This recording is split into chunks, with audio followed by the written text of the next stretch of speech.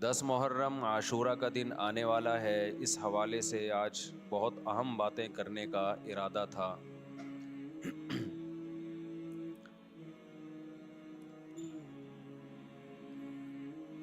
محرم میں کیا کرنا چاہیے؟ کربلا کا واقعہ اصل ہے کیا؟ کربلا کے واقعے پر تو میں ایک پورا بیان چند سال پہلے ریکارڈ کروا چکا ہوں، لیکن اس واقعے سے اہم سبق کیا ملتے ہیں؟ محرم میں ہم کون سے ایسے کام کر رہے ہیں جس سے ہم اللہ کے غضب کے مستحق ٹھہر رہے ہیں؟ یہ چند باتیں ہیں جس پر انشاءاللہ آج میں بات کروں گا۔ اللہ تعالی ہم سب کو عمل کی توفیق عطا فرمائے اور حق کہنے کی توفیق عطا فرمائے۔ دیکھو، ایک بات خوب اچھی طرح سمجھ لو، اسلام 1400 سال پہلے مکمل ہو چکا ہے۔ کسی واقعے کی وجہ سے اسلام کو تبدیل نہیں کیا جاتا، بلکہ اسلام کی روشنی میں اس واقعے کے جو تقاضے ہیں ان پر عمل کیا جاتا ہے۔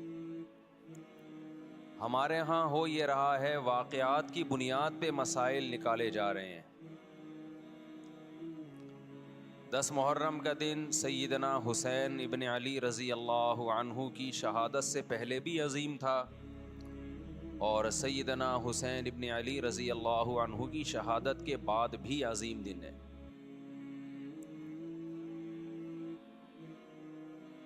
آج آپ نے ایک نعرہ بہت سنا ہوگا کہ جی اسلام میں فرقہ واریت نہیں ہے، ہم کسی فرقے سے نہیں ہیں۔ میں بار بار کہتا ہوں کہ یہ بڑا خوشنما نعرہ ہے جو سننے میں بہت اچھا لگتا ہے۔ کچھ باتیں سننے کی حد تک بہت اچھی ہوتی ہیں، لیکن پریکٹیکل لائف میں ان کی ویلیو بالکل بھی نہیں ہوتی۔ جب آپ پریکٹیکل لائف میں آتے ہیں تو پھر آپ کو یہ فیصلہ کرنا پڑتا ہے کہ آپ کس فرقے سے تعلق ہے آپ کا۔ آپ سنی ہیں، شیعہ ہیں، معتزلہ ہیں، مرجیہ ہیں، قدریہ ہیں، ناصبیہ ہیں، کیا ہے آپ کا فرقہ؟ یہ کہہ دینا آسان ہے، میرا کوئی فرقہ نہیں ہے۔ اس پر سب سے بڑا اشکال یہ ہوتا ہے، یہ میں اس لیے فرقے کی بات کر رہا ہوں کہ آپ کو بھی طے کرنا پڑے گا کہ آپ یا تو شیعہ بن جاؤ بھائی، یا سنی بن جاؤ، ایک طرف ہو جاؤ آپ۔ محرم میں شیعہ بنے ہوئے ہوتے ہیں، رمضان میں سنی بنے ہوئے ہوتے ہیں، ربیع الاول میں بریلوی بنے ہوئے ہوتے ہیں، تو پتہ ہی نہیں چلتا کہ ٹکتا ہی نہیں ہے کسی ایک جگہ۔ اس بات میں دو رائے نہیں ہو سکتی کہ سیدنا حسین رضی اللہ تعالی عنہ کو جو کربلا میں شہید کیا گیا، یہ کائنات کا بدترین ظلم تھا۔ جس نے آپ کی گردن مبارک پہ تلوار رکھی، اس کی بدبختی میں دو رائے نہیں ہو سکتی۔ بہت ہی کوئی شقی اور بدبخت جو نواسہ رسول صلی اللہ علیہ وسلم کے قتل کی طرف بڑھا، بہت ہی کوئی بدبخت اور بدنصیب جو کوفہ کے گورنر ابن زیاد کے کہنے پر نواسہ رسول سے لڑنے کے لیے نکلا، جو اس ظلم کو ظلم نہیں مانتا، وہ بھی اپنے آپ کو جہنم میں جانے کے لیے تیار کر رہا ہے۔ پھر کربلا میں ایک بڑا ظلم یہ ہوا کہ صرف سیدنا حسین ابن علی کو شہید نہیں کیا گیا، آپ کے ساتھ جتنے مرد تھے سب کو شہید کر دیا گیا۔ لیکن ہمیں پیغمبر صلی اللہ علیہ وسلم اور صحابہ کی سیرت میں کیا ملتا ہے؟ میں ایک آیت سے آپ کو سمجھاتا ہوں۔ مشرکین مکہ حضرت ابراہیم علیہ الصلاۃ والسلام کے نسب میں ہونے پر اور آپ سے محبت پہ بڑا فخر کیا کرتے تھے کہ ہم ابراہیم کی اولاد میں ہیں، ہم ابراہیم کے دین پہ ہیں۔ اللہ نے کیا فرمایا رسول اللہ صلی اللہ علیہ وسلم سے کہ ان اول الناس بابراہیم للذین اتبعوہ، اے نبی آپ ان سے کہہ دیجئے ابراہیم سے محبت کے خالی پیلی کے دعوے مقبول نہیں ہے. ابراہیم کے زیادہ حقدار وہ ہیں جو ابراہیم علیہ السلام کی اتباع کرتے ہیں, اور یہ پیغمبر اور صحابہ یہ ابراہیم علیہ السلام کے دین کو فالو کرتے ہیں, اور تم ابراہیم کے دین کو فالو نہیں کر رہے, ان سے محبت کے دعوے دار ہو. تو خالی محبت کے دعوے داری اللہ کے ہاں مقبول نہیں ہے. اللہ کے ہاں وہ محبت کی دعوے مقبول ہیں جس میں آپ محبوب کو فالو کر رہے ہوں. سیدنا حسین ابن علی رضی اللہ تعالی عنہ جو جنت کے جوانوں کے سردار ہیں, آپ سے محبت کا دعویٰ اس وقت مقبول ہوگا جب آپ سیدنا حسین کی سیرت کو فالو کریں گے. رونا پیٹنا ماتم کرنا یہ سیدنا حسین اور اہل بیت کی سیرت نہیں ہے. صبر کرنا, ظالم کے سامنے ڈٹ جانا, جان کے خوف سے اپنی پالیسیوں سے پیچھے نہ ہٹنا, یہ سیدنا حسین ابن علی رضی اللہ عنہ کی سیرت ہے جو آج ہمیں کہیں بھی نظر نہیں آتی.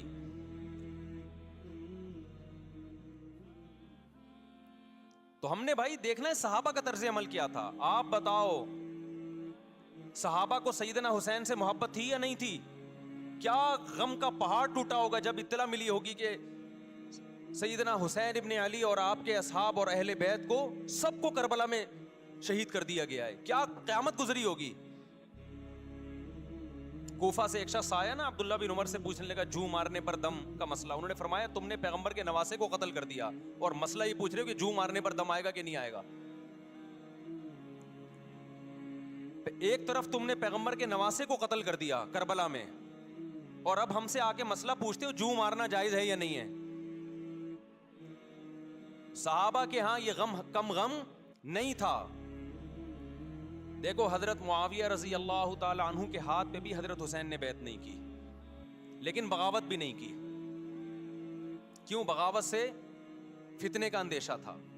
حضرت حسن جو حضرت حسین کے بڑے بھائی تھے, انہوں نے سیدنا معاویہ رضی اللہ تعالی عنہ کے ہاتھ پہ بیعت کی اور اس اختلاف کو ہمیشہ کے لیے اپنی کوشش کے مطابق ہمیشہ کے لیے ختم کر دیا. ختم ہوا نہیں ہوا ایک الگ بحث ہے, لیکن حضرت حسن کا مقصد کیا تھا کہ مسلمانوں کی دو جماعتوں کو میں آپس میں لڑتا ہوا نہیں دیکھ سکتا. لوگوں نے کہا آپ خلافت کے حقدار ہیں, آپ نے فرمایا میں دستبردار ہوتا ہوں سیدنا معاویہ کے حق میں. حضرت حسن بیعت ہو گئے حضرت معاویہ سے, اور یہ اختلاف کو کیا کر دیا؟ ختم. حضرت حسین بیعت نہیں ہوئے, لیکن حضرت حسین نے بغاوت بھی نہیں کی. ہر ایک کی اپنی رائے تھی, حضرت حسن کی اپنی رائے تھی. ان کا خیال تھا کہ بیعت ہونا مسلمانوں کے لیے زیادہ مفید ہے, ایک پاورفل حکومت ہوگی, ایک طاقتور ریاست ہوگی, ورنہ لڑتے رہیں گے آپس میں. حضرت حسین کا موقف یہ تھا کہ میں بغاوت تو نہیں کروں گا لیکن بیعت بھی نہیں ہوں گا, کیونکہ اگر بیعت ہو گیا تو اس سے جو خلفائے راشدین کے دور میں جو خلیفہ کی سلیکشن کا طریقہ تھا وہ طریقہ ختم ہو جائے گا. تو میں اگر اس طریقے کو نہیں لا سکتا تو اس کے خلاف کو پروموٹ بھی نہ کروں میں. یہ بھی ایک رائے تھی. میں سمجھا پا رہا ہوں اپنی بات؟ بھائی رائے کا اختلاف ہوتا ہے نا. نبی صلی اللہ علیہ وسلم نے فرمایا اذا اجتہد المجتہد فإن اصاب فلہ اجران وإن اخطأ فلہ اجر واحد. جب کوئی مجتہد اللہ کی رضا کو سامنے رکھ کے اجتہاد کرتا ہے, صحیح اور غلط کا فیصلہ کرنے بیٹھتا ہے, رائے یعنی اس کا مقصد اللہ کی رضا ہو, تو اگر وہ درست نتیجے پہ پہنچے تو 2 ثواب, غلط نتیجے پہ پہنچے تو بھی 1 نیکی اس کو ملتی ہے, اس لیے کہ اس کے بس میں جو خیر خواہی کا کے لیے جو تھا وہ اس نے کر دیا. رائے کا اختلاف ہوتا ہے. تو حضرت حسن رضی اللہ تعالیٰ عنہ بیعت ہوئے حضرت معاویہ کے ہاتھ پہ. سیدنا حسین نہ بیعت ہوئے اور نہ آپ نے بغاوت کی, خاموشی اختیار کی. حضرت معاویہ رضی اللہ تعالی عنہ نے سیدنا حسین کو تلوار کی زور سے بیعت پر مجبور نہیں کیا, بلکہ نواسہ رسول کا خیال کیا اور وصیت بھی کی لوگوں کو. لیکن جب حضرت معاویہ کے بعد یزید جانشین ہوا, اس کی سب سے بڑی غلطی یہ تھی کہ اس نے نواسہ رسول صلی اللہ علیہ وسلم اور آپ کے ساتھ جو چند اہل بیت اور چند صحابہ تھے, اس وقت بھی حضرت حسین نیوٹرل تھے. نہ حضرت حسین نے بغاوت کا ارادہ کیا اور نہ بیعت کرنے کا ارادہ کیا. یزید ابن معاویہ کو چاہیے تھا کہ سیدنا حسین رضی اللہ عنہ کو اپنے حال پہ چھوڑ دیتا، اپنے والد کی طرح.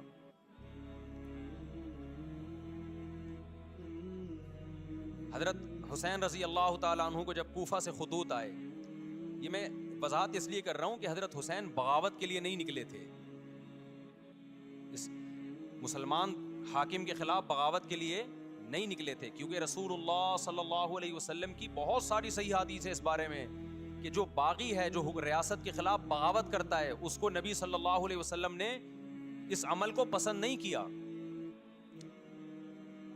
تو حضرت حسین رضی اللہ تعالیٰ عنہ کو کوفہ سے خطوط آئے کہ یہاں سارے کے سارے لوگ آپ کے ہاتھ پہ بیعت کرنے کے لیے تیار ہیں. ظاہر ہے جب کسی علاقے کے لوگ دارالخلافہ ہو اور سب بیعت ہونے کے لیے تیار ہوں تو پھر آپ کا جانا یہ بغاوت کا عمل نہیں کہلاتا. حضرت حسین رضی اللہ تعالیٰ عنہ اہل بیت کے ساتھ نکلے. کربلا میں جب پہنچے، مشہور واقعہ آپ 20 دفعہ سن چکے ہیں، وہاں جا کے آپ کو اطلاع ہوئی کہ وہ خبر غلط تھی، اور عبید اللہ بن زیاد نے ایک پورا لشکر بھیجا سیدنا حسین رضی اللہ تعالیٰ عنہ کو مجبور کرنے کے لیے کہ میرے ہاتھ پہ آپ زبردستی بیعت ہو جائیں. حضرت حسین رضی اللہ تعالیٰ عنہ نے مطالبے رکھے کہ یا تو مجھے واپس جانے دیا جائے، اور اگر بیعت کرنا ہی ہے تو میں دمشق میں امیر کے ہاتھ پہ جا کے بیعت کروں گا. بہت معقول مطالبے تھے یہ. میرا مقصد ابھی کربلا کا واقعہ بیان کرنا نہیں ہے، اس پہ بہت کچھ کہا جا چکا ہے، خود میرا بھی بیان اس پہ تفصیل سے ہو چکا ہے. اس کے بعد بھی سیدنا حسین رضی اللہ تعالیٰ عنہ کو مجبور کرنا کہ عبید اللہ بن زیاد جو بدبخت انسان، جو قاتل تھا اہل بیت کا، اسی کے ہاتھ پہ لازمی بیعت ہو، جبکہ وہ امیر بھی نہیں ہے، وہ گورنر ہے ایک علاقے کا. تو نواسہ رسول کا خیال نہ کرنا یہ بدترین ظلم تھا جو اس وقت حکومت سے ہوا ہے. حضرت حسین رضی اللہ تعالیٰ عنہ، دیکھو نبی صلی اللہ، آج ہم دیکھتے ہیں کہ جو بڑا آدمی ہوتا ہے نا، اس کی قربانیاں ہوتی ہیں، اس کی بڑی بڑی قربانیاں ہوتی ہیں. چھوٹے اپنے بڑوں کی قربانیوں کو کیش کراتے ہیں. آپ نے دیکھا ہوگا فلاں نے بڑی قربانیاں دی اور بچے موج کر رہے ہیں، دیکھا نا آپ نے. لیکن اللہ تعالیٰ نے رسول اللہ صلی اللہ علیہ وسلم کے نسب کو اس سے محفوظ کیا. ہمارے نبی کے 2 بیٹے حسن حسین، آپ کی نسل حضرت فاطمہ سے چلی ہے، دونوں شہید ہوئے ہیں. اس میں بہت بڑی حکمت تھی کہ پیغمبر صلی اللہ علیہ وسلم نے سب سے پہلے تربیت اپنے گھر والوں کی ہے. آج لوگ باہر فنٹر بنے ہوئے ہوتے ہیں، تبلیغیں کر رہے ہوتے ہیں، اپنے گھر کی ان کو پرواہ نہیں ہوتی. نبی صلی اللہ علیہ وسلم نے سب سے پہلے جو تربیت کی ہے، کس کی ہے؟ حضرت حسن اور حسین کی ہے. تو جب کربلا میں آپ کو چاروں طرف سے گھیر لیا گیا اور آپ کو مجبور کیا گیا کہ آپ نے ابن زیاد کے ہاتھ پہ بیعت کرنا ہے، تو آپ نے اس ذلت کو گلے لگانے سے انکار کر دیا. آپ کو 100% یقین تھا کہ اتنے بڑے لشکر کے سامنے میں ٹھہر نہیں سکتا، اسباب کی دنیا میں فتح کی امید نہیں ہے. لیکن حضرت حسین رضی اللہ تعالی عنہ نے لڑنے کا فیصلہ کر کے اور شہادت کو قبول کرنے کا فیصلہ کر کے ابن زیاد اور اس زمانے کے حکمران جو اس قتل پہ راضی تھے، قیامت تک کے لیے ان پہ لعنت کے سلسلے کا دروازہ کھول دیا. بعض دفعہ اللہ بھی یہ چاہتے ہیں کہ بدبختوں کو ڈھیل ملے تاکہ ان کا جرم سنستدرجہم من حیث لا یعلمون. قرآن کہتے ہیں نا، ہم ان کو ڈھیل دیں گے، ان کو برائی میں ہم آگے بڑھنے دیں گے، ایسے بڑھنے دیں گے کہ ان کو خود بھی پتہ نہیں چلے گا، تاکہ قیامت کے دن ان کا عذاب ان کو کئی گنا بڑھا کر دیا جائے. اب میرے بھائی ہمارے لیے کیا سبق ملتا ہے؟ جب یہ واقعہ ہوا عالم اسلام میں کوہرام مچ گیا، لیکن کیا اس واقعے کے بعد اہل بیت کی جو مقدس اور پاکیزہ عورتیں تھیں، کیا انہوں نے نوحہ کیا یا صبر کیا؟ آپ کا ضمیر کیا کہتا ہے؟ انہوں نے نوحے پڑے ہوں گے یا صبر کیا ہوگا؟ بولو بھائی، صبر کیا. عبداللہ بن عمر رضی اللہ تعالیٰ عنہ جو کوفہ والوں کو ملامت کیا کرتے تھے کہ تم جو مارنے کے مسئلے ہم سے پوچھتے ہو، تم نے حسین کا قتل کر دیا، تو یہ حضرت ابن عمر نے اسی لیے کہا نا کہ آپ کو اس کا غم ہوا تھا. تو ابن عمر کا عمل کیا تھا؟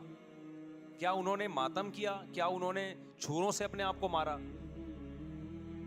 حضرت حسین کا قتل بھی ظالمانہ، اور اس سے پہلے سیدنا عثمان کا قتل بھی ظالمانہ. اگر نوحہ یا ماتم جائز ہے تو حضرت عثمان کی شہادت کے دن بھی جائز ہے, حضرت حسین کی شہادت کے دن بھی جائز ہے. اور اگر ناجائز ہے تو جیسے عثمان کی شہادت کے دن ناجائز, حسین کی شہادت کے دن بھی ناجائز ہے. سمجھ میں آ رہی ہے بات کہ نہیں آ رہی ہے؟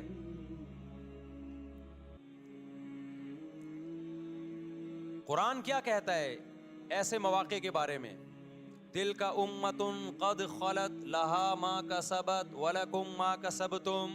قرآن جب بھی پرانی امتوں کے واقعات بتاتا ہے, قرآن کہتا ہے یہ ایک قوم تھی جو گزر گئی, انہوں نے جو کیا اس کا بدلہ ان کو ملے گا, تم جو کرو گے اس کا بدلہ تمہیں ملے گا.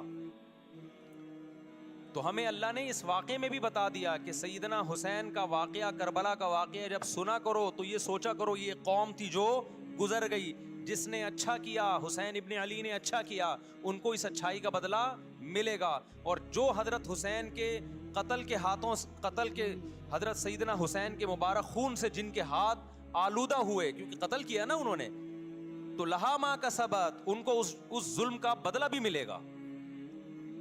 تو ہمارا کام کیا ہے؟ ہم نے فالو کرنا ہے حسین کے راستے کو, نہ کہ حسین کے نام پہ ہم نے ماتم کرنے ہیں. حسین کا راستہ کیا ہے جس کو ہم نے فالو کرنا ہے؟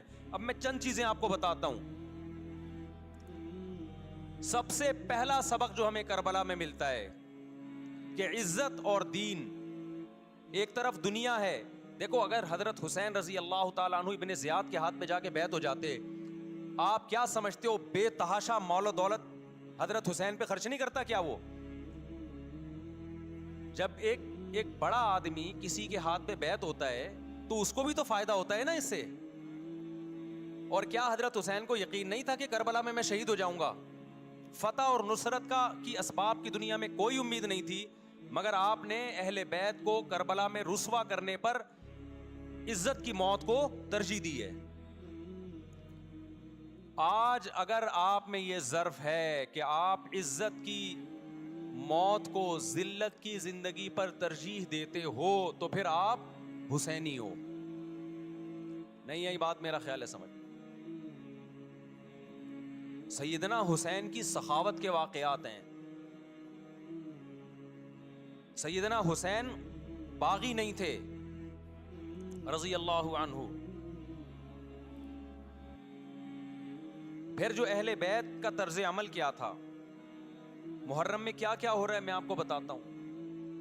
ان میں سے کوئی بھی عمل نہ ہمیں قرآن سے ملتا ہے نہ صحابہ سے ملتا ہے ہمیں. تو ما انا علیہ و اصحابی جو جنتی فرقہ ہوگا اس کی جو علامتیں ہیں, تو جب آپ ان علامتوں کے خلاف چلو گے, صحابہ اور تابعین کو فالو نہیں کرو گے, تو آپ پھر اپنے آپ کو سنی کہنا چھوڑ دو. آپ بتاؤ مجھے اسلام میں کوئی مہینہ منحوس ہے؟ بولو نا, کوئی مہینہ منحوس ہے؟ تو آپ محرم کو منحوس کیوں کہتے ہو؟ لوگ مجھے کہتے ہیں مفتی صاحب فرقہ واریت پھیلا رہے ہیں. دیکھو فرقہ واریت جب پھیلا رہا ہوں جب میں کسی فرقے کے خلاف آپ کو کر رہا ہوں. میرے بیان شیعہ لوگ بھی سنتے ہیں, ملتے بھی ہیں. بہت دفعہ ایئرپورٹ پہ ملاقات ہوئی, بڑی عزت سے ملے, میں شیعہ ہوں لیکن آپ سے محبت کرتا ہوں. یہاں مسجد میں بھی آتے ہیں, میں نے کبھی کسی پہ طنز نہیں کیا. اس لیے میں بار بار کہتا ہوں جو شیعہ کا مذہب ہے اس کو کرنے دو. وہ سبیلے لگاتے ہیں, آپ ان کو مت چھیڑو, جا کے تنگ نہ کرو ان کو. وہ ماتم کرتے ہیں, آپ ان کو مت چھیڑو. وہ نوحے کرتے ہیں, وہ نوحے پڑھتے ہیں, آپ ان کو مت چھیڑو. لیکن آپ اپنی پوزیشن واضح کرو کہ آپ شیعہ ہو یا آپ سنی ہو. آپ تو ایک طرف ہو جاؤ نا. محرم میں اگر آپ مرثیے لگا کے گھوم رہے ہو گاڑیوں میں, اٹ مینز آپ سنی نہیں ہو. آپ نبی صلی اللہ علیہ وسلم کی حدیث ہے ہمارے پاس, ہم اہل سنت والجماعت ہیں, ہم سنت کو فالو کرتے ہیں. تو سنت کیا کہتی ہے؟ میتوں پہ گریبان چاک کرنا, میتوں پہ چیخ و پکار کر کے رونا. آپ نے فرمایا لیس منا, وہ ہم میں سے نہیں ہے. اور اس عمل پہ آپ صلی اللہ علیہ وسلم نے لعنت فرمائی ہے. لوگ کہتے ہیں حسین کی یاد میں رونا نبی کی سنت ہے. نبی صلی اللہ علیہ وسلم کو جب جبریل نے بتایا کہ حسین شہید ہوں گے, آپ روئے, اس لیے کہ اس وقت آپ کو یہ خبر ملی تھی. لیکن کیا ہر محرم میں آپ نے رونے کا پروگرام کیا ہے, یا صحابہ کو بیٹھ کے باقاعدہ رلایا ہے آپ نے؟ کیا ہو گیا بھائی؟ آپ کو بھی جب کربلا کا واقعہ کی خبر ملی آپ کی آنکھوں میں آنسو آ جائے, یہ نیچرل ہے, یہ حسین سے محبت کی علامت. لیکن ہر محرم میں باقاعدہ بٹھا کے رونے کا پروگرام کرنا یہ حسین سے محبت کی علامت نہیں ہے، بلکہ شریعت میں ناجائز ہے یہ غموں کو بڑھانا. یہ کہاں سے جائز ہو گیا؟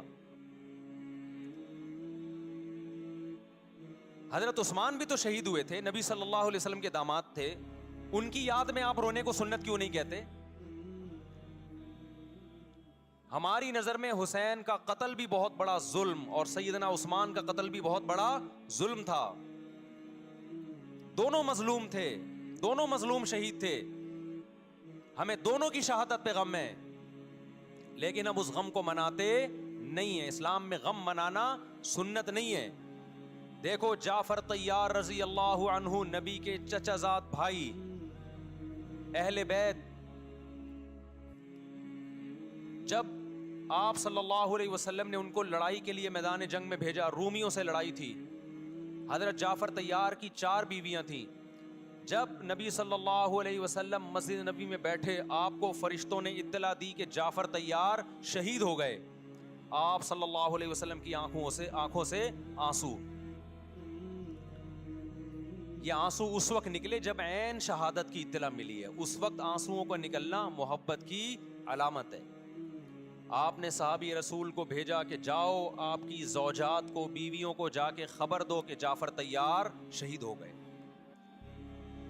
کیا قربانی تھی صحابہ کی. آپ ایسے جوان تھے جعفر طیار، خوبصورت جوان. غزوہ بدر میں جب مشرکین مکہ نے یہ نعرہ لگایا کہ حل میں مبارز، 3 سردار آئے، انہوں نے کہا پہلے تمہارے اندر سے 3 بہادر آئیں ہم سے لڑیں. دیکھو عربوں میں یہ ہوتا تھا کہ جب جنگ کے لیے 2 فوجیں آمنے سامنے کھڑی ہوتی تھیں تو پہلے دونوں طرف کے بہادر ترین لوگوں کی لڑائیاں ہوتی تھیں کہ جب تک دونوں میں سے ایک قتل نہیں ہوگا لڑائی شروع نہیں ہوگی. تو آپ کو پتا ہے کہ اس میں بہادر ترین لوگ نکلیں گے نا جو لڑنا جانتے ہوں. مشرکین مکہ کی طرف سے 3 یا 4 بڑے بڑے سردار آئے لڑائی سے پہلے، بدر میں لڑائی سے پہلے. انہوں نے نعرہ لگایا حل میں مبارز، کوئی ہے تم میں جو پہلے ہم سے لڑے. یعنی ادھر سے ہم 3 ہیں تو ادھر سے بھی کتنے چاہیے؟ 3 بندے. ادھر سے انصار صحابہ آئے. مشرکین مکہ نے کہا لیسو بی اکفائنا، یہ ہمارے جوڑ کے نہیں ہیں، قریشی ہاشمی چاہیے ہمیں، ہمارے نسب کے لوگ ہونے چاہیے. تو ادھر سے نبی صلی اللہ علیہ وسلم نے حضرت علی کو بھیجا اور حضرت جعفر طیار کو بھیجا. جن صحابہ کو بھیجا ان میں حضرت جعفر طیار بھی تھے. حضرت جعفر طیار رضی اللہ تعالیٰ عنہ اور سیدنا علی مقابلے میں غالب آ گئے. خوبصورت صحابی. نجاشی کے سامنے آپ نے تقریر کی ہے، ہجرت کی ہے نا جب حبشہ کی طرف، تو نجاشی نے پوچھا جعفر طیار سے کہ تمہارے پیغمبر جو کلام لے کر آئے ہیں وہ سناؤ. حضرت جعفر طیار رضی اللہ تعالیٰ عنہ نے سورہ مریم پڑھنا شروع کر دی. کاف ہا یا عین صاد ذکر رحمت ربک عبدہ زکریا اذ نادى ربه نداء خفيا قال رب اني وهن العظم مني واشتعل الراس شيبا ولم اكن بدعائك رب شقيا واني خفت الموالي من ورائي وكانت امراتي عاقرا فهب لي من لدنك وليا. ایسی حضرت مریم اور عیسیٰ ابن مریم کی سیرت کو سورہ مریم میں بیان کیا حضرت جعفر طیار نے کہ نجاشی روتے روتے اس کی داڑھی تر، اور جتنے پادری بیٹھے تھے سب کی داڑیاں تر ہو گئی روتے روتے. تو یہ تقریر جو نجاشی کے اسلام کا سبب بنے، بادشاہ کو مسلمان کرنے والے کون تھے؟ حضرت جعفر طیار. اور آپ کے چھوٹے چھوٹے بچے، 4 جوان بیویاں ہوں، چھوٹے چھوٹے بچے ہوں، اور ایسے میں میدان جنگ میں لڑتے ہوئے شہید ہو جائیں تو پیغمبر اور صحابہ پہ کیا قیامت ٹوٹی ہوگی. لیکن ہمارے نبی صلی اللہ علیہ وسلم کی آنکھوں سے کیا تھے؟ صرف آنسو موتی کی طرح ٹپک رہے تھے. اور آپ صحابہ کو اطلاع دے رہے تھے کہ جعفر طیار شہید ہو گئے اور جاؤ ان کے گھر والوں کو بتا کے آ جاؤ. کتنی بڑی قربانی ہے یا نہیں ہے؟ جب خبر دینے والا آپ کی ازواج کو بتا کے آیا کہ جعفر طیار شہید ہو گئے تو آپ کے گھروں سے خواتین کے رونے کی آوازیں آئیں. آپ صلی اللہ علیہ وسلم نے فرمایا ان سے بولو کہ اپنی آواز کو پست کرو. پھر چیخو پکار کی آواز آئی تو آپ نے فرمایا کہ اگر دوبارہ چیخو پکار کی آواز آئے تو ان کے منہ پہ خاک پھینک دو. وہ شہید کی بیوہ تھیں, اور شہید بھی کتنے مقدس, ان کو بھی نبی صلی اللہ علیہ وسلم نے نوحہ کرنے کی اجازت نہیں دی. اس دن جس دن غم پہنچا ہے اس دن بھی چیخو پکار کی اجازت نہیں دی ہے. تو آپ بتاؤ اگلے سال اس تاریخ کو چیخو پکار کی کیسے اجازت مل جاتی؟ نہیں آئی میرا خیال ہے بات سمجھ میں. جب غم پہنچا ہے اس وقت چیخنے چلانے کی اجازت نہیں ہے. چھوٹے چھوٹے یتیم بچے, حضرت جعفر طیار کے چھوٹے چھوٹے یتیم بچے, کتنا غم ہوتا ہے جب چھوٹے چھوٹے بچے, ان کا باپ دنیا سے چلا جائے, کتنا ترس آتا ہے ان کے اوپر. تو ہمارے نبی کو بھی ان یتیم بچوں پہ بھی ترس آیا, ان بیواؤں پہ بھی ترس آیا, لیکن نہ نبی صلی اللہ علیہ وسلم چیخو پکار کر کے خود روئے, اور نہ آپ نے ان کی ازواج کو رونے کی اجازت دی ہے. سمجھ میں نہیں آ رہی میرا خیال ہے بات. میرا مقصد شیعوں پہ طنز کرنا نہیں ہے, ان کا جو مذہب ہے ان کو اس پہ چلنے دو. میرا مقصد ہے آپ اپنی پوزیشن واضح کرو کہ آپ ادھر ہو یا ادھر ہو. کسی کو تنگ مت کرو, نہ کسی پہ فتوے لگاؤ کفر اسلام کے, نہ کسی کو جہنمی قرار دو. اپنی پوزیشن آپ فیصلہ کرو کہ آپ اگر ادھر جانا ہے تو پورے ادھر چلے جاؤ. پھر یہ آدھا تیتر آدھا بٹیر والا معاملہ مت کرو.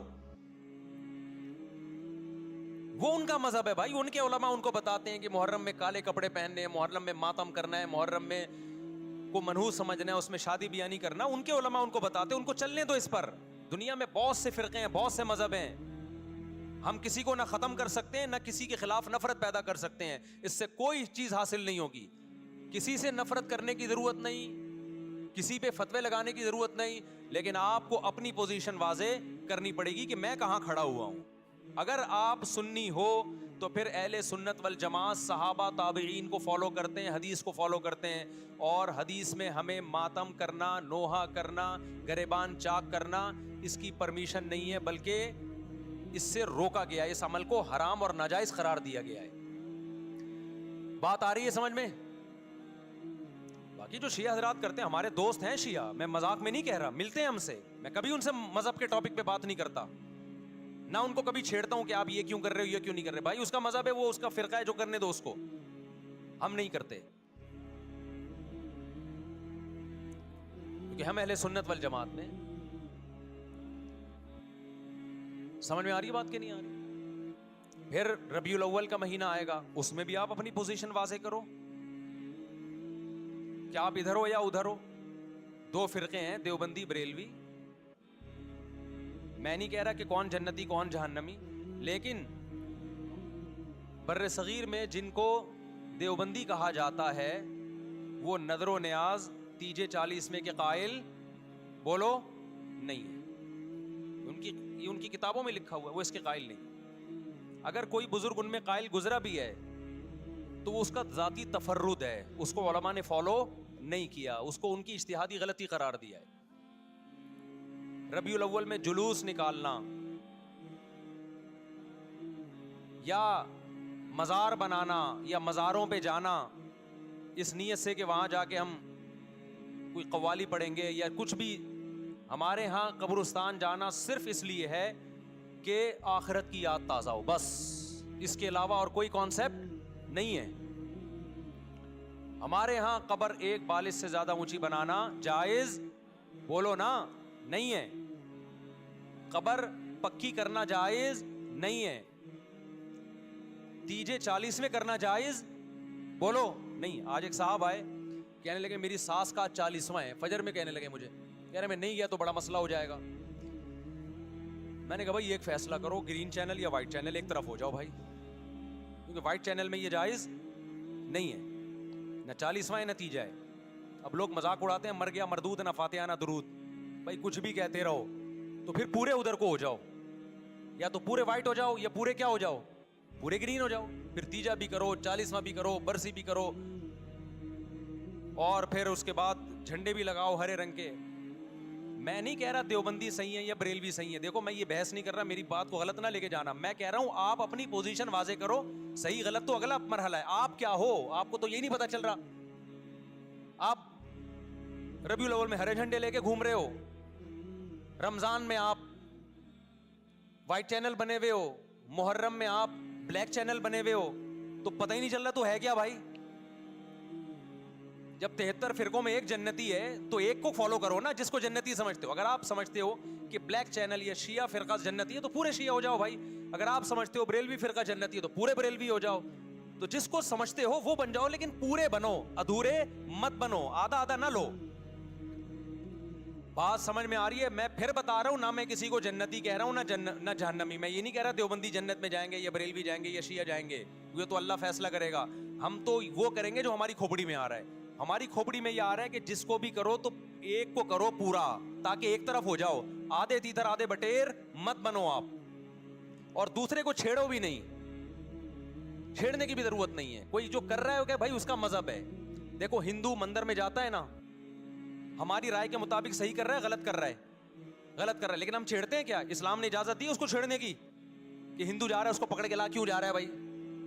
اسلام بولا ہے بھائی لکم دینکم ولی دین, تمہارے لیے تمہارا دین, ہمارے لیے ہمارا دین. لا اکراہ فی الدین, دین میں زبردستی نہیں ہے. جو کر رہا ہے اس کو کرنے دو.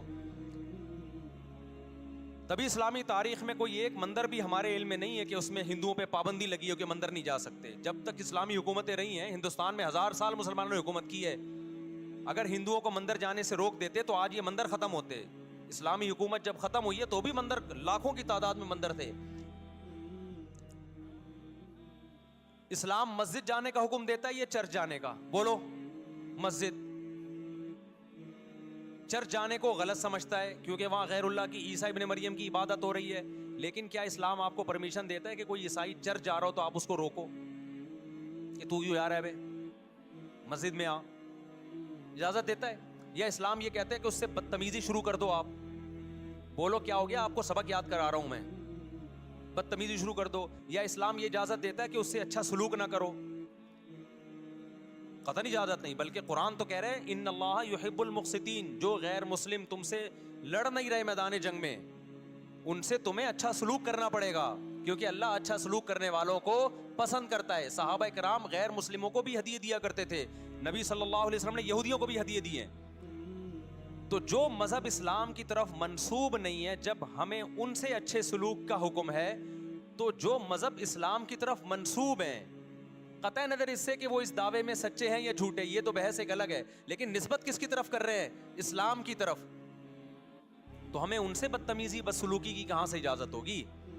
تو میں نہیں کہہ رہا کہ آپ شیعہ بریلویوں سے دشمنی کرنا شروع کر دو, ان کی دعوتیں اٹینڈ نہ کرو, ان سے کاروبار چھوڑ دو, یا ان کو جا کے تنگ کرو, کیوں سبیل لگا کے بیٹھے ہو, کیوں ماتم کر رہے ہو. یہ کام مت کرو آپ.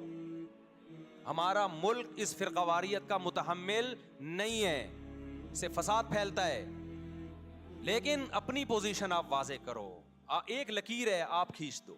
اگر کوئی شخص آپ کے سامنے صحابہ کو برا بھلا کہتا ہے, آپ بولو بھائی یہ میری باؤنڈری کیا ہو رہی ہے, کراس. میرے سامنے آپ کو ان بزرگوں کے خلاف بولنے کی اجازت نہیں ہے جن سے مجھے عقیدت ہے. اگر یہ کام آپ نے کیا تو ہماری اور آپ کی راہیں الگ الگ. آپ کا جو مذہب ہے بھائی, آپ بند کمرے میں, آپ کے امام بارگاہ میں, آپ کے مسجدوں میں, یا جہاں بھی ہے وہ آپ کا نجی معاملہ ہے. ہمارے سامنے آپ نے کوئی ایسی بات نہیں کرنی جو ہمارے عقیدے کے خلاف ہو, تو آپس میں دوستی رہے گی. اب دیکھو عیسائی آپ سے ملتا ہے, آپ گپ شپ کرتے ہو, کھانا کھاتے ہو, لیکن عیسائی بار بار بولے میں آپ کے نبی کو نہیں مانتا, میں آپ کا نبی, آپ بولے گا بھائی تو نہیں مانتا تو ہم نے کب کہا کہ مان تو, لیکن میرے سامنے بار بار کیوں کہہ رہے کہ میں تیرے نبی کو نہیں مانتا؟ یہاں سے آپ کی اس کی دوستی کیا ہو جائے گی, پھر ختم. تو غیر مسلموں کو بھی دو قسمیں, کسی بھی مسلک کے لوگوں سے ملو, کسی بھی فرقے کے لوگوں سے ملو, کوئی جھگڑا نہیں, کوئی بحث نہیں. ایک دوسرے کو کھانا بھی ہے, ایک دوسرے کو کھلانا بھی ہے, ایک دوسرے سے کھانا بھی ہے, ایک دوسرے کی دعوتوں میں بھی شرکت کرنی ہے. جہاں مذہب کا معاملہ آئے تو پھر آپ کسی سے بحث نہ خود کرو نہ کسی کو کرنے کی اجازت دو. اگر کوئی کچھ سیکھنا چاہتا ہے تو آپ بولو بھائی علماء کے پاس آ جاؤ, آپ کو کوئی اشکال ہے تو ہم وہاں آپ کا اشکال حل کر دیں گے. اس سے آگے بڑھنے کی کوشش بولو مت کرو, اس سے ملک میں امن ہوگا. باقی فرقے ہمیشہ سے ہیں بھائی, آج کوئی نئے تھوڑی ہیں, اور یہ ہمارا کام تھوڑی ہے فرقے ختم کرنا. یہ تو عیسیٰ ابن مریم جب نازل ہوں گے, حضرت مہدی آئیں گے, وہ تلوار کی طاقت سے ختم کریں گے, ان کے پاس یہ اتھارٹی ہوگی کہ وہ فرقوں کو ختم کریں. آپ نے یہ کرنا ہے کہ دوسرے کے مسلک کو چھیڑنا نہیں ہے اور اپنا چھوڑنا نہیں ہے. مسئلہ آپ کے ساتھ یہ ہو رہا ہے کہ دوسرے کو چھیڑ بھی رہے ہو اور اپنا چھوڑ بھی رہے ہو, دونوں الٹے کام کر رہے ہو. ایک طرف بحث کر رہے ہوتے تم ایسے اور دوسری طرف وہی بنے ہوئے ہوتے تھوڑے دنوں میں جا کے. ہاں وہ بتا رہا ہوں وہ نظر و نیاز والی نہیں, وہ سب کو پتا ہے. ہاں ایسی دعوت نہ ہو جس میں بدعت کی تائید ہو.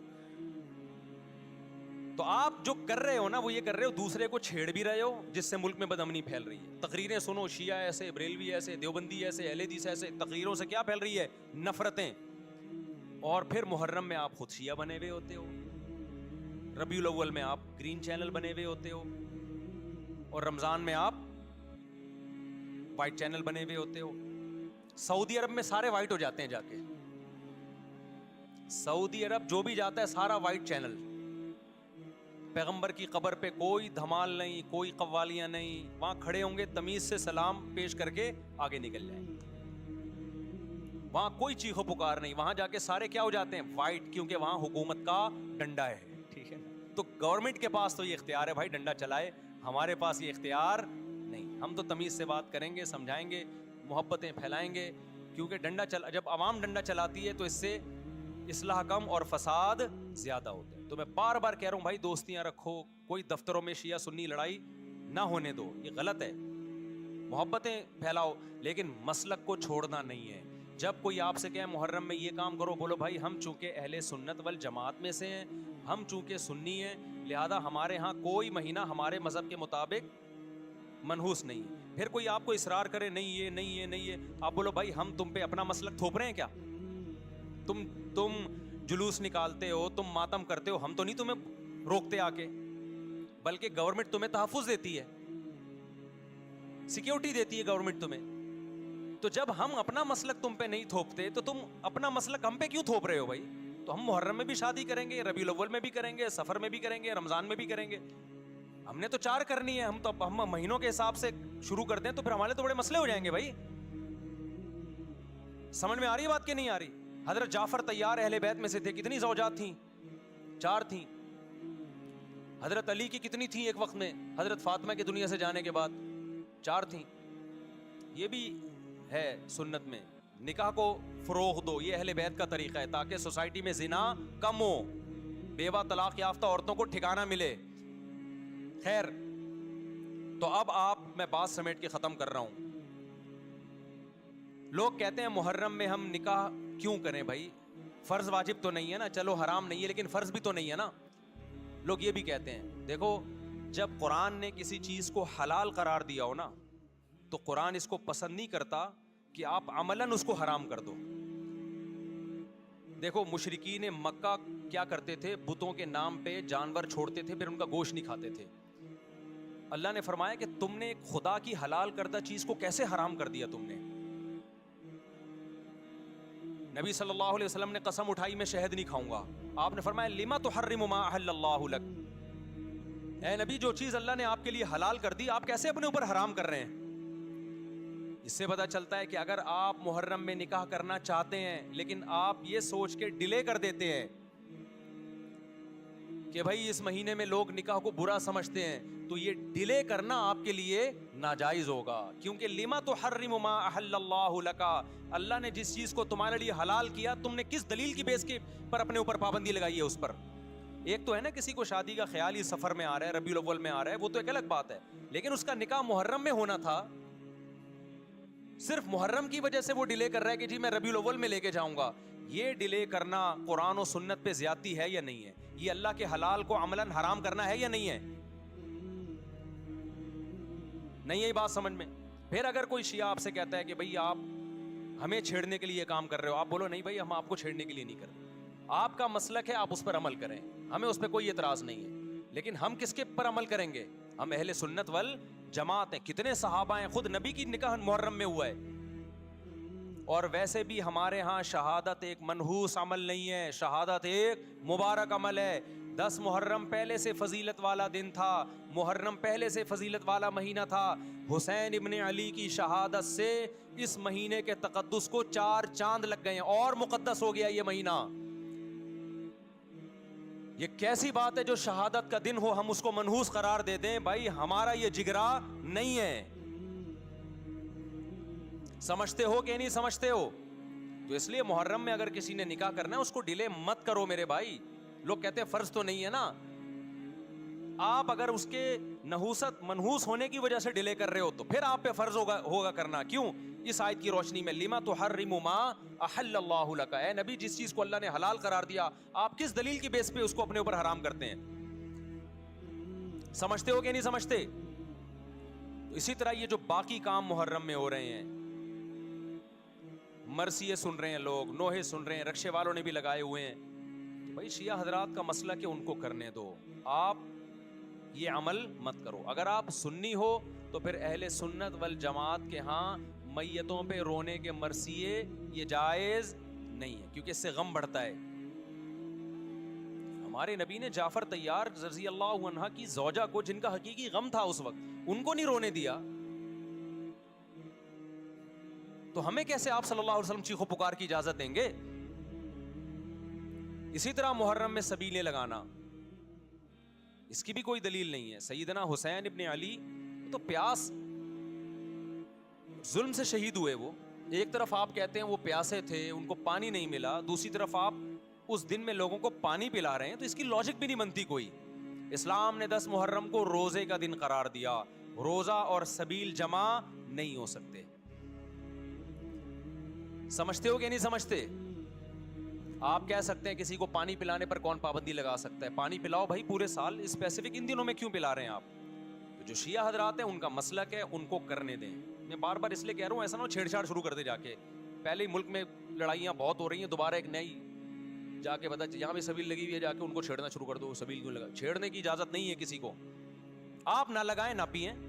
بولے بھائی ہمارے لیے محرم ایسا ہے جیسے دوسرے مہینے ہوتے ہیں. 4 مہینے محترم ہیں، محرم، رجب، ذی قعدہ، ذی الحجہ. تو جتنا ذی قعدہ ذی الحجہ ہے اتنا ہی محرم اور رجب ہے. تو جیسے ان مہینوں میں نارمل رہتے ہو، ان میں بھی ہم نے ایسے ہی رہنا ہے. سمجھتے ہو کہ نہیں سمجھتے ہو؟ اور حلیم کی دیگیں مت پکاؤ محرم کی راتوں میں. حلیم کھا سکتے ہو جب چاہو اس خاص ان دنوں میں. اور ویسے بھی جو لوگ پوری رات حلیم کے دیگڑے میں گھوٹے لگاتے ہیں، صبح روزہ نہیں رکھتے ہو. کیا خیال ہے جب آپ پوری رات دیگڑے میں گھومتے رہو گے؟ دیکھا نہیں، یہ پوری رات دیکھ کے اندر گھومتے رہتے ہیں، جیسے موت کے کنویں میں نہیں بائک چلاتا بندہ. تو صبح روزہ رکھے گا ایسا آدمی؟ تو یہ ساری چیزیں آپ کو اس کام سے روکتی ہیں جو سنت سے ثابت ہے. تو اللہ تعالی ہمیں محرم میں وہ کچھ کرنے کی توفیق عطا فرمائے جس کی ہمیں اللہ، اس کے رسول اور صحابہ نے پرمیشن دی ہے، اور ان تمام باتوں سے اللہ ہمیں بچنے کی توفیق عطا فرمائے جس سے اللہ، اس کے رسول اور صحابہ نے ہمیں بچنے کا حکم دیا ہے. اللہ تعالیٰ سمجھنے کی، عمل کی توفیق عطا فرمائے. وما علینا الا البلاغ. دینی معلومات شیئر کرنا ہر مسلمان کا فرض ہے، اس لیے ہماری ویڈیو کو زیادہ سے زیادہ لوگوں کے ساتھ شیئر کریں اور ثواب حاصل کریں. ویڈیو اچھی لگے تو لائک کریں، اور مزید معلوماتی ویڈیو دیکھنے کے لیے ہمارے چینل اسلامک ورلڈ PK کو سبسکرائب کریں. شکریہ. ملتے ہیں اگلی ویڈیو میں، تب تک کے لیے اللہ حافظ.